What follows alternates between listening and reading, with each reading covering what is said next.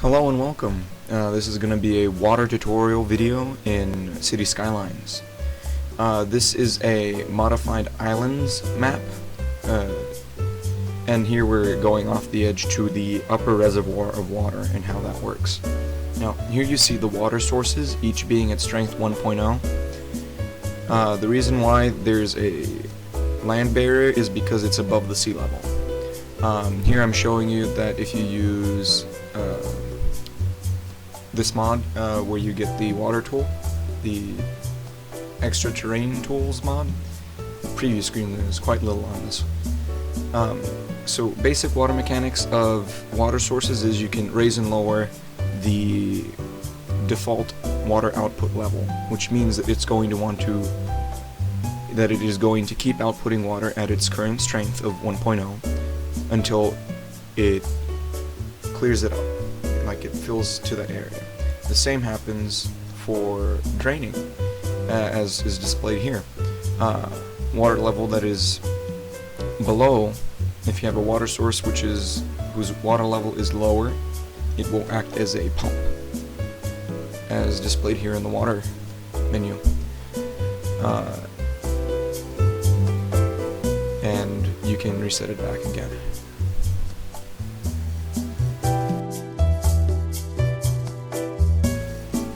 Now that we've done introducing the water source, I'm going to show you how we can use this to make canals effectively.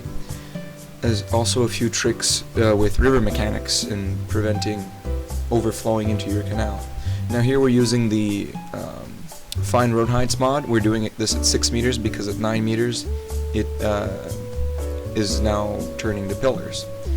Now here we've got a 4-cell wide canal with a 6-meter height, and this is raised above the current level.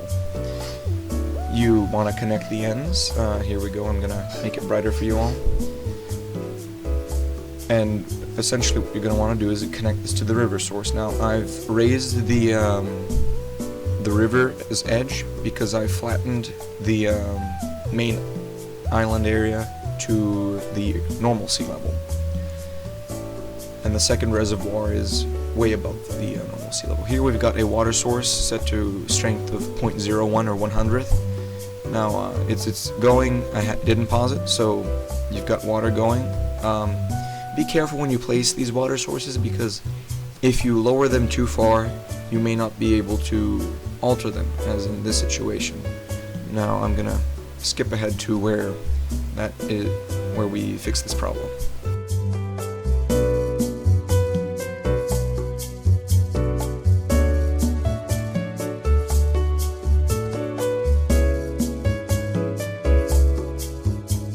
Here we're going to connect the canal to the river bend, so we're going from 6 meters on the lower level to -3 meters on the higher level. And you're going to have to do some little terrain fiddling because of fine road heights and how that works ultimately, which we're going to show in a little bit. We still haven't fixed the water source yet, but now we're going to fiddle with the terraforming here.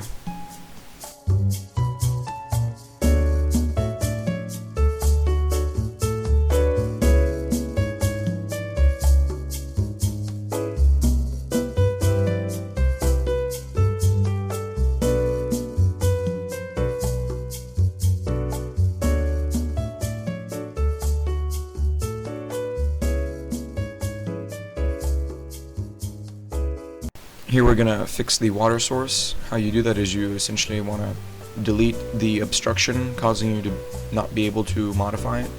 So here we're going to destroy these roads, destroy the water source while paused so we don't have any extra flooding. We're going to rebuild the roads and replace that water source.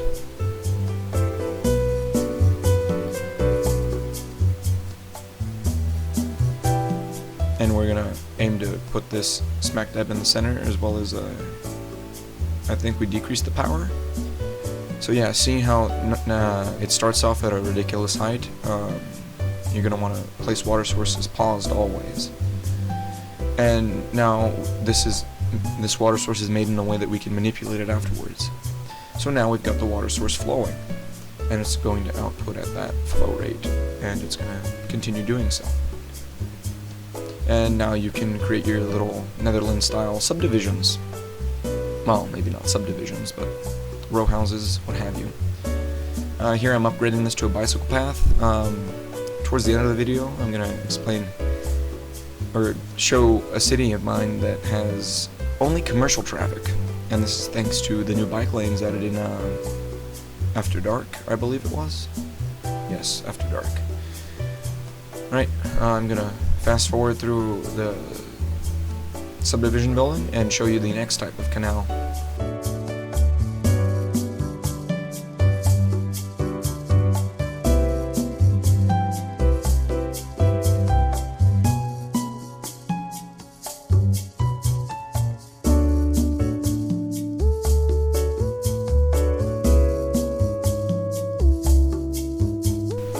Sorry about the darkness, but here we are going to build the next type of canal, the one that is level with your habitation. We're gonna make the outstretch there. That is the starting with. We're still gonna make this 4 cell units wide. And the way you do this one is you, well, after I finish messing with the housing there, the way you do this is you're gonna want to use your terrain tools. And you're gonna want to use the one that square flattens 12 meters at a time, and that's only so that you can set the level for there. But as I'm showing in just 2 seconds from now, you can manipulate the height. So if you use the leveling tool, you can pick a height along the slope and alter how deep your ditch is. I'm gonna fiddle with this a bit more until I get the height I'd like, and I'll meet you back then.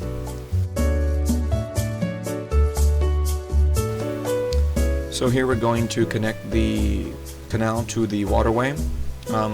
As we're connecting this, it doesn't overflow, but it will towards the end. Spoilers, I suppose. But I'm gonna show you a mechanic on how to deal with that as well.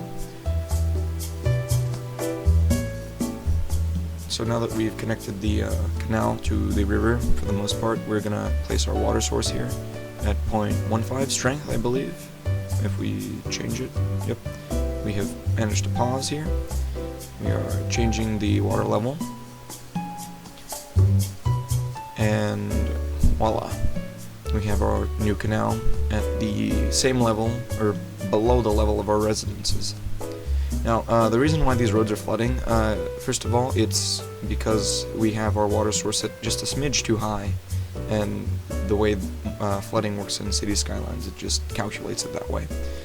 It's not because it's raining. As far as I know, there's no mechanic as to water level and raining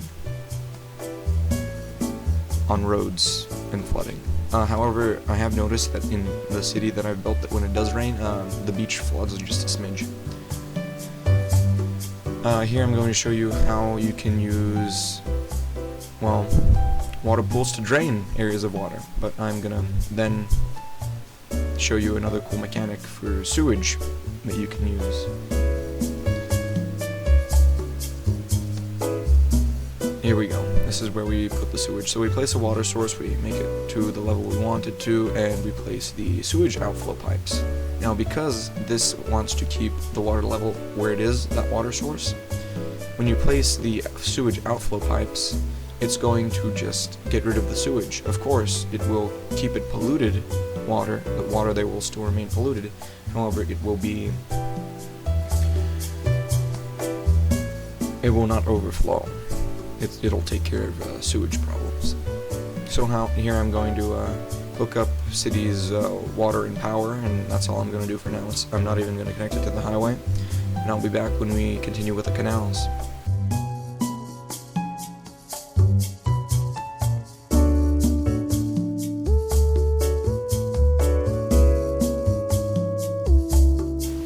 So, because of the rain, the river level has risen just a smidge, and now the canal is not doing its job. It's now overflowing. The river's overflowing through the canal and flooding the area.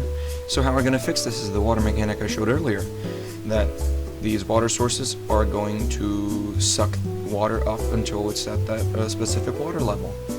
Now, this works, except it's still making water flow into the canal. So, I'm going to lower it a little bit more to where it's going to be under the terrain level of the bottom of the canal, so that the canal can continue flowing. There we go. And we're eventually going to add an extra water source in this canal because the water level decreases. Here we're waiting for the water to stop flowing inward and the water source to make it flow outward. There we go. And I'll meet you back when I am going to show you the next anti-flooding trick with water. Alright.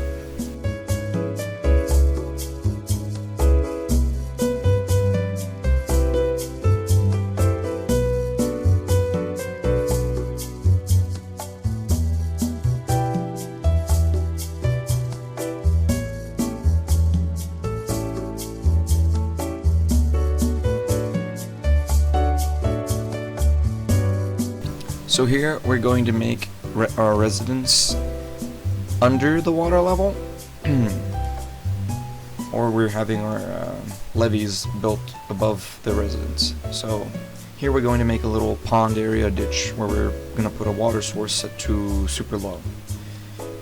Some of you may already see what I'm doing here. Essentially what we're doing is we are making a little drain using water sources. Now, it doesn't even have to be this big. Here we're gonna place the water source. And we're gonna forget to pause it and lower it to, and even lower than that, so it just drains. You can use the slope train tool to make it sloped so that the water's gonna naturally go there and not use wave physics and bounce around in there. So here I'm gonna place a few houses, and I'll be right back when I test the mechanic with you all.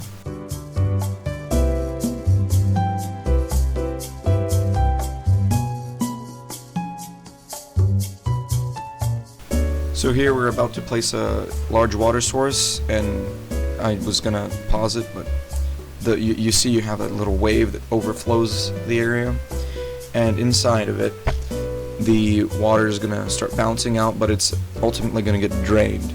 Now, to make it drain quicker and prevent the wave physics, you're gonna want to slope the whole thing towards the corner, or to one point where you've got that little drain, or towards the canal, depending on how you've set them up. And that'll require a bit more planning for those of you wanting to make a Dutch city. That is it in this world. I will meet you all in the other one, where I'm going to show you bike mechanics, or at least how my city works with almost no traffic. Hello, welcome to the city. I'm gonna try to make a day here for you all. This is a very gritty city, unlike the Netherlands. However, as you can see, there's bike lanes for everything except for the 6-lane roads and the alleyways. Now, in the city policies, we are encouraging biking, and we've got Old Town.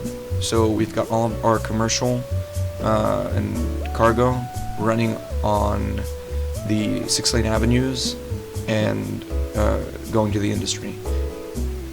And so you've got very little traffic in the city. And here I'm going to show you the cyclists. And the reason why it spikes up and down is the day and night cycle in the game. So we get about up to over 1,000 cyclists in the day, and at night less, due to a mod I have. And that's biking and traffic.